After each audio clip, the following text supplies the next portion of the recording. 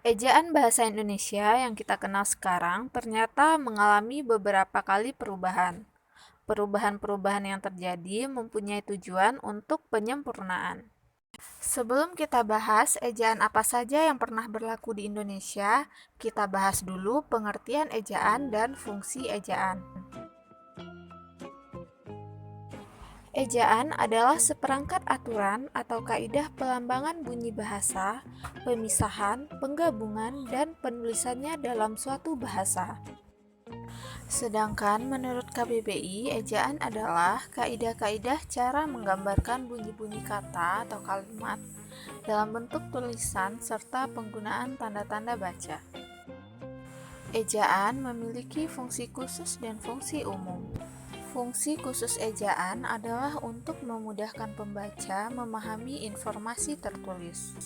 Sedangkan fungsi umumnya adalah sebagai pedoman penulisan bahasa Indonesia dan sebagai landasan pembakuan tata bahasa, serta sebagai filter masuknya unsur-unsur bahasa lain ke dalam bahasa Indonesia. Seperti yang dijelaskan tadi, bahwa ejaan bahasa Indonesia yang kita kenal sekarang telah mengalami beberapa kali perubahan. Sebelum adanya EBI atau ejaan bahasa Indonesia, ada 3 ejaan yang pernah berlaku di Indonesia. Yang pertama adalah ejaan Van Ophuijsen tahun 1901. Yang kedua, ejaan Republik atau ejaan Suwandi tahun 1947, dan yang ketiga adalah ejaan Bahasa Indonesia yang disempurnakan atau EYD tahun 1972. Perubahan EYD menjadi EBI adalah hasil keputusan dari Permendikbud nomor 50 tahun 2015. Jadi, sejak tahun 2015, EYD resmi berganti menjadi EBI atau PUEBI.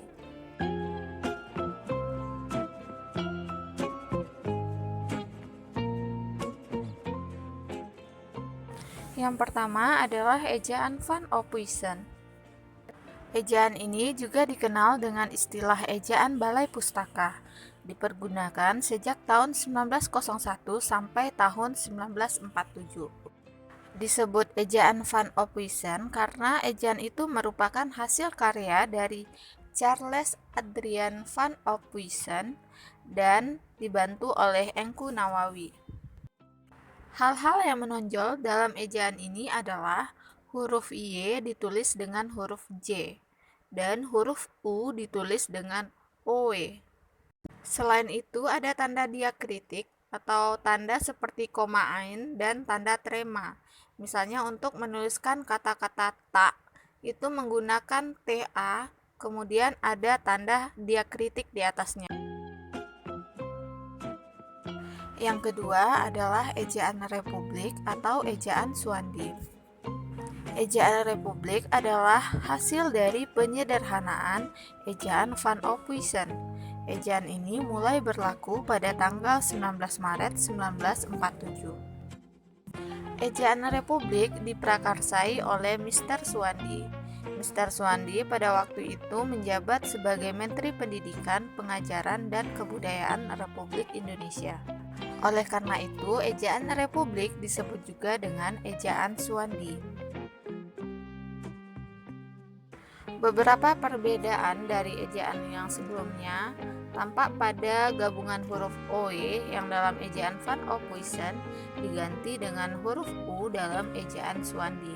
Bunyi hamzah dalam ejaan Van Ophuijsen diganti dengan K dalam ejaan Suwandi.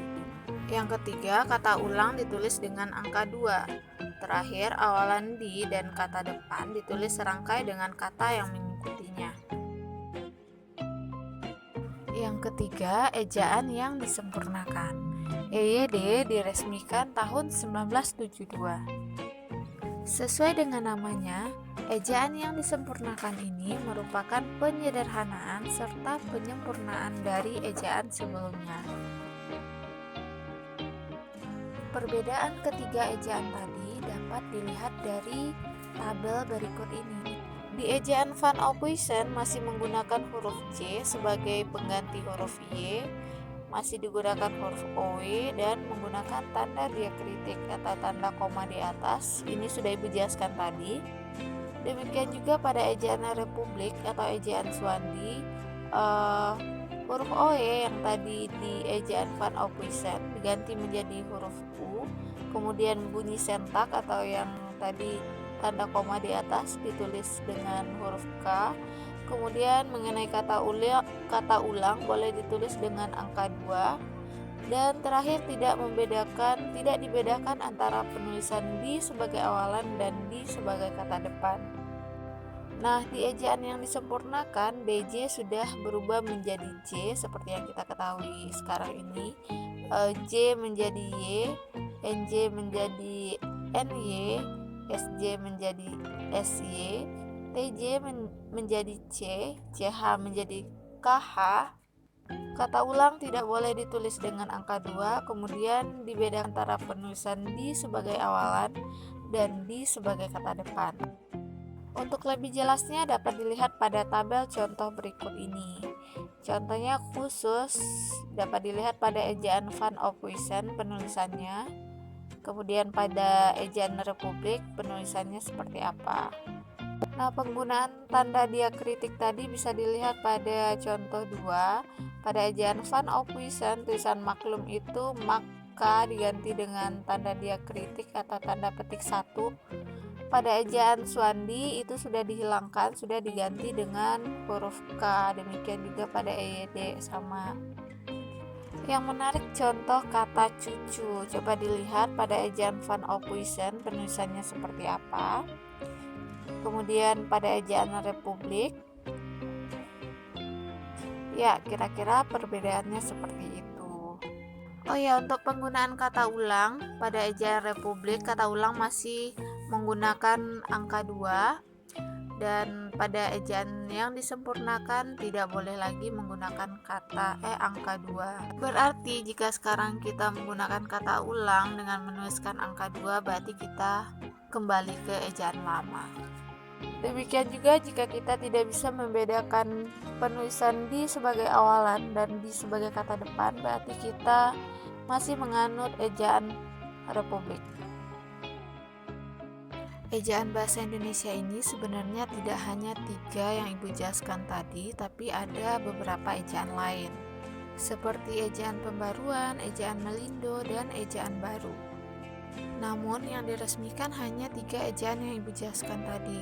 Alasan tidak diresmikan salah satunya karena situasi politik pada saat itu. Oke, sekian materi untuk perkembangan ejaan bahasa Indonesia. Semoga bermanfaat. Assalamualaikum warahmatullahi wabarakatuh.